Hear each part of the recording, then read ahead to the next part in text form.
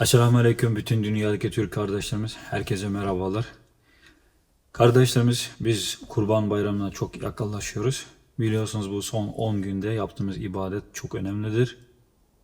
Bu ibadetlerden bir tanesi yani mazlumun yanında durmak, mazlumun sesi olmak. Aynı Peygamberimiz Muhammed sallallahu aleyhi ve sellem dediği gibi bir insan birini kurtarırsa, canını kurtarırsa bütün insaniyetini kurtarmış olabilir. Dediği gibi biz bir kampanya başlıyoruz. Kampanyamızın ismi #YapmaTürkiye. Bu #YapmaTürkiye'yi bütün kardeşlerimizin sevap için bizimle birlikte paylaşmasını çok istiyoruz. Belki soruyorsunuz neden bu türlü kampanya başladınız? Biliyorsunuz Doğu Türkistan Çin işgal altına girdikten sonra 60 seneden fazla oldu. Çok eziyet, zulüm çekiyor. Bu son zamanlarımızda 3 milyondan 5 milyona olan Uygur kardeşlerimizi zorla kamplar içine sokarak eziyeti daha güçlendiriyor. Bu eziyetlerden kaçıp dışarılara çıkan kardeşlerimize o da bir ayrı dert, ayrı bir endiş, ayrı bir korku içindedir. Doğu Türkistan'daki o kardeşlerimiz, 3 milyondan fazla kardeşlerimizin Çin kamplarındaki olmanın nedeni ise Müslüman oldukları için, Türk oldukları için. Yani Kur'an okudukları için, namaz yaptıkları için, oruç tuttukları için, hacca gittikleri için, çocuklarına İslami isim koydukları için, bacılarımızın hicap takıdıkları için. İşte bu yüzden Çin'in kamplar içinde ölüp gidiyor. Kimse onun nerede olduğunu sormuyor, soramıyor. İşte bu kimsenin umrunda değildir. Bu zulümlerden aynı bu zulüm Peygamberimiz devredeki o sahabelerin çektiği zulüme benzer. Bu zulümlerden kaçıp hicret eden kardeşlerimizin durumu yine daha bizi üzüyor ve gerçekten. Doğu Türkistan'dan kaçan bu kardeşlerimiz Müslüman ülkelerine, Türk Cumhuriyetlerine çıkıp o Çin'de yapamadığı o ibadetlerini, o zulüme karşı sesini çıkarmak için hicret eden bu kardeşlerimiz Türk Cumhuriyetleri tarafından, Müslüman ülkeleri tarafından Çin'e teslim ediyor. Ticaret yüzünden. Manakırında Şamenlah meydanda hazır Mişel 70-80 Uygur var. Emmeylerini Araplar tutup aldı. Allah selamet kılsın. İnşallah. Çin'e teslim edildikten sonra onların yok edilecekini bile bile teslim ediyor. Bu çok uzun zamandır bu devam ediyor. Ama bu son yıllarda bu daha fazlalaşıyor ve daha hızlaşıyor. Böyle bir durumda biz Türkiye'nin bir tane Uygur'u göndermeyeceğine inanmıştık. Çünkü Türkiye bize söz vermişti. Biz Doğu Türkistanlılarını ne olsa olsun Çin'e göndermeyeceğiz demişti. Yani eskiden 11 tane Uygur'u 70 gün havalimanında bekleten bu Türkiye asla Uygur'u göndermez demiştik. Bildiğimiz habere göre son bir haftadır Zinnetgül Tursun adlı bir bacımızı ve 2 tane çocuğu, biri 2 yaş, biri 1 yaş. Ve onlarla birlikte 3 tane Uygur'u sakinlendirici vererek ondan sonra havalimanına götürüp oradan Tacikistan'a göndermiş. Biliyor musun Tacikistan'a gittikten sonra ne olmuş?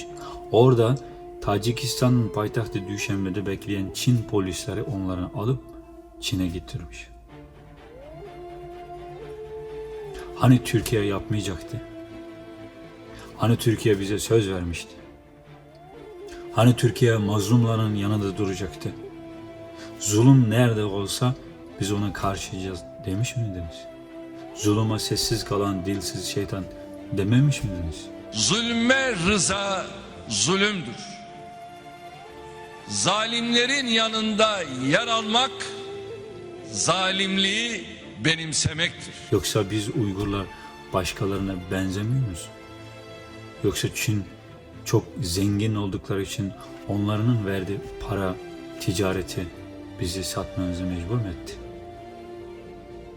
Biz zinnet kültüründen 2 tane çocuğu Türkiye'ye batıracak mıydı?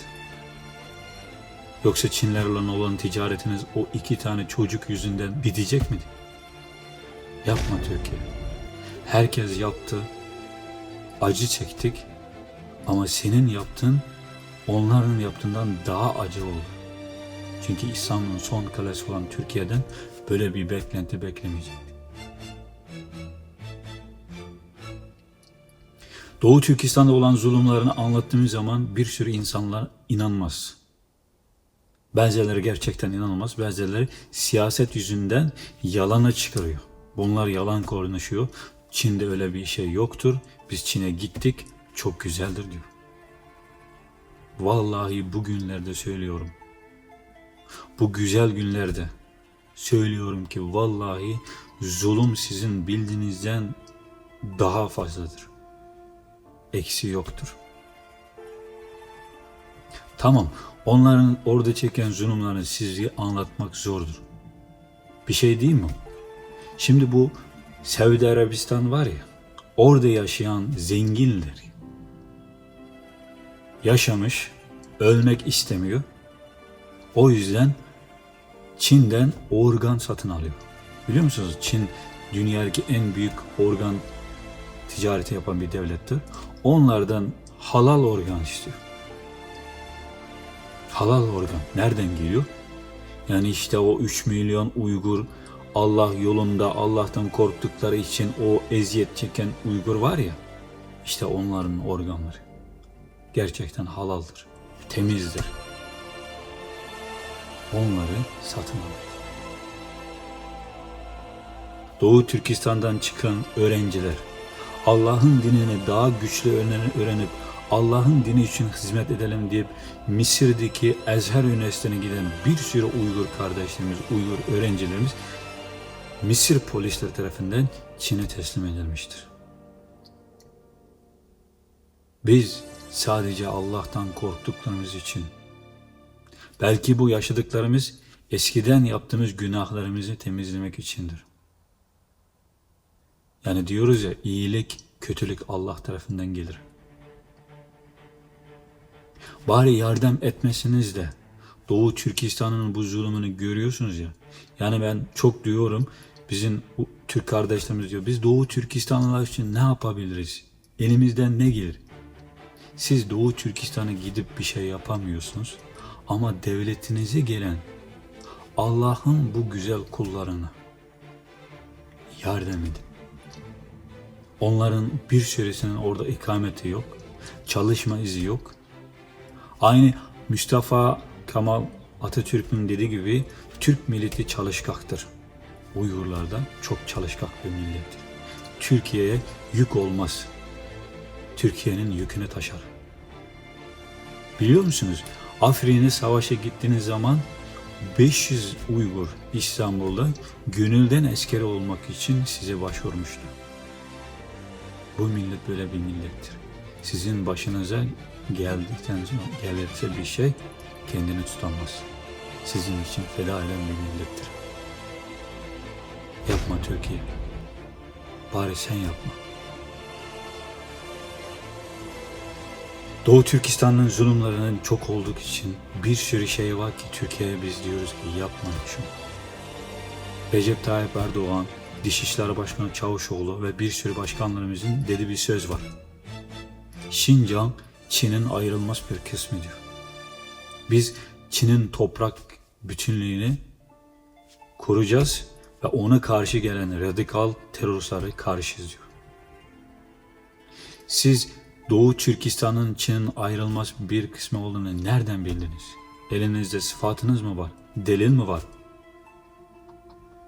Siz Doğu Türkistan'ın Çin'in ayrılmaz bir kısmı olduğuna delil gösterin ki biz de diyelim ki doğruymuş. Biz ayrılmaz öyle bir değiliz. Doğu Türkistan Çin tarafından işgal edilmiştir. Unuttunuz mu? 1000 sene önce Karahanlı Devleti'nde birlikte iman etmiştik Allah'a. Müslüman olmuştuk. O zamanlarda Karahanlı Devleti de orası. Hani biz Çin sefilini onlara yaptırmıştık. Diyordunuz biz o topraklardan geldik, atı toprağımız diyorsunuz. Ama siz de Çin'in ayrılmaz bir kısmı diyorsunuz. Hangi söz doğurdu? Yoksa siz Çin'den mi geldiniz? Öyle bir şey yoktur. Yapma Türkiye. Doğu Türkistan işgal edilmiş bir devlettir. İnşallah özgürlüğüne kavuşacaktır. O zaman göreceksiniz Uygur Türklerinin nasıl bir millet olduğunu, ne kadar güzel bir kalbi olduğunu bugün görecek. Bu günler bitecektir. İnanıyoruz. Çünkü iman ettik. Allah'ın dediği gibi en son İslam kazanır. Doğu Türkistan'da özgür olur. Çin ne kadar büyük olsa da, ticareti zengin olsa da hiçbir şeydir. Bugün var Çin, belki yarın yok. Ama biz Müslümanlar öldükten sonra Allah'ın yanına gidip bunun hesabını nasıl vereceğiz? Yapma Türkiye. Kardeşlerini satma Türkiye. Orası Doğu Türkistan'dır. Sizin geldiğiniz topraklardır. Türk'ün bir parçası olan bir topraktır. Çin'in parçası değildir. Bizim Çinlerle benze hiçbir şeyimiz yoktur. Dinimiz, dilimiz, tilimiz, tarihimiz, medeniyetimiz, yiyecek yemeklerimiz, hatta topraklarımız da onlardan farklıdır. Nasıl ayrılmaz bir kısmı olabilir ki? Çaresiz, açız, zor günlerden geçiriyoruz. Ama kendi özgürlüğümüzü o toprağın düşmanımıza teslim etmeyeceğiz. Unutmayın, babalarımızın söylediği bir söz vardır. Çin'in ipeklerine, zengin paralarına, kızlarına aldanmayın. O bizim düşmanımızdır. Hangi Türk bunların o ipeklerine aldanmışsa onlar yok olmuştur. Çin bizim düşmanımızdır. O yüzden bütün kardeşlerimizin bizle birlikte bu güzel aylarda Yapma Türkiye kampanyasına birlikte katılmasını Çin kalbimizden istiyoruz. Herkese iyi bayramlar diliyoruz. Esselamu Aleyküm Rahmetullahi ve Berekatuhu.